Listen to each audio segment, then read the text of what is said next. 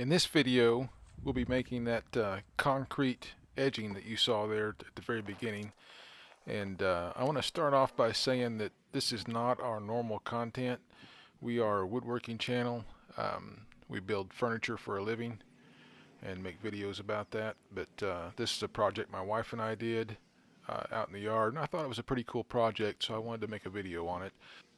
We made this flower bed last fall, and as you can see, the grass and weeds have just really taken it over across the front. So the first thing I'm doing is digging a little trench along the front, trying to just break that, make a line like firemen do with a fire. I'm just trying to make a solid line there where the grass is away from the flower bed before I get started. And as I'm working here, my wife is going through and weed eating the rest of it.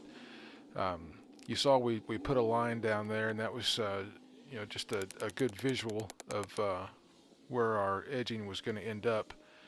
And the price in the description, $22. That is just for the concrete, and that's all we spent money on was the concrete.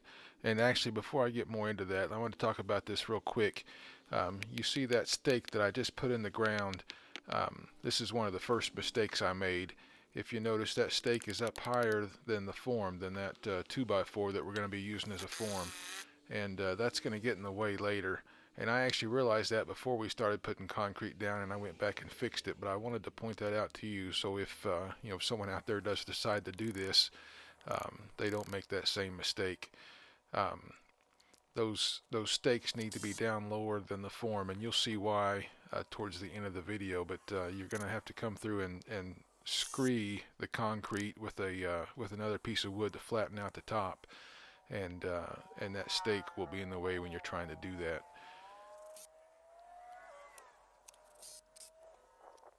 Something else I wanted to point out: we wanted our edging to be 2.5 inches wide, and you can make it yours however you want.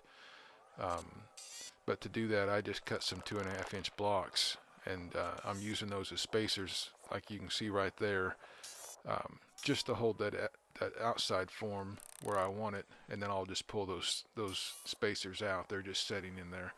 And when I come up to a second board, I just took a little piece of a cut off as I was making my forms, and and patched those two together from the outside.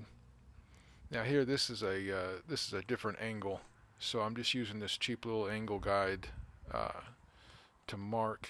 We're just eyeballing this. You can see my wife's foot there. She's standing over me, and we're eyeballing the angle we wanted that at.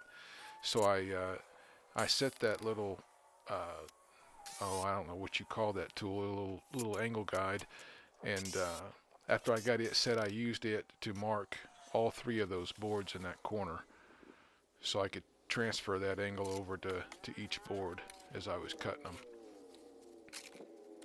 Back to the price of the project, we bought 4 bags of concrete, which was just under $22.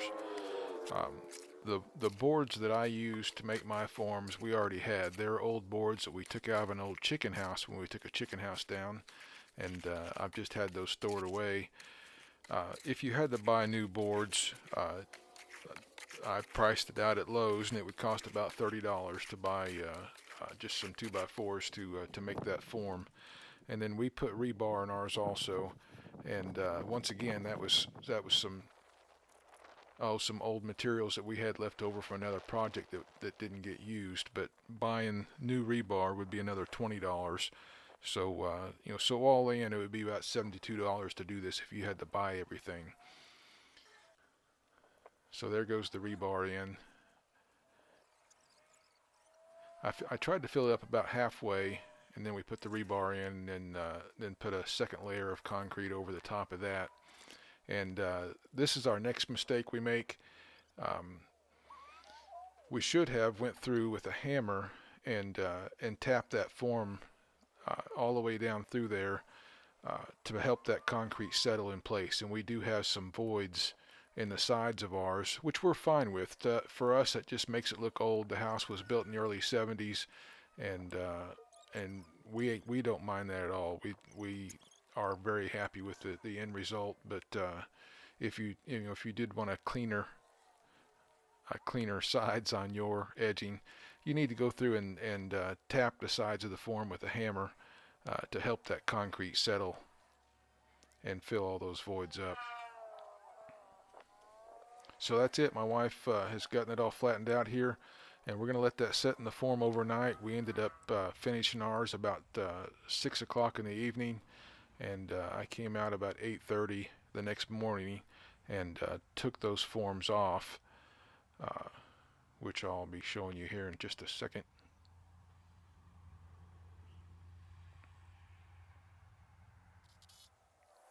All right, taking the forms back off, and I actually posted a short video of this on TikTok, and I had several people talking about putting something on the sides of the boards to help so they don't stick. I've never had an issue with the wood sticking to the concrete, but apparently that's a thing. So that's something you may look into if you're interested in doing this. Someone said diesel fuel. Someone said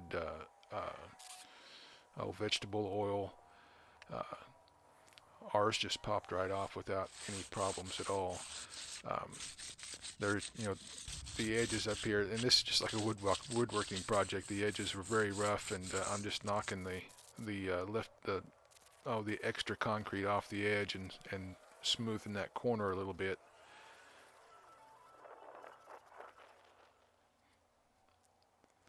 And this is an important step, for this to last a long time for you.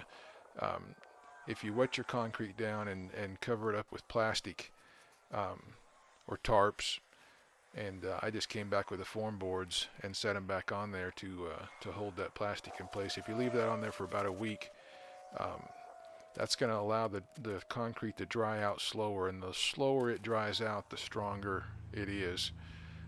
There it is, all done. And I guess I should have done some close-ups of those voids on the side just so you can see what I'm talking about, but you can see them in this shot. If you like woodworking at all, check out our channel, and please like and subscribe. That'd be great. Thank you.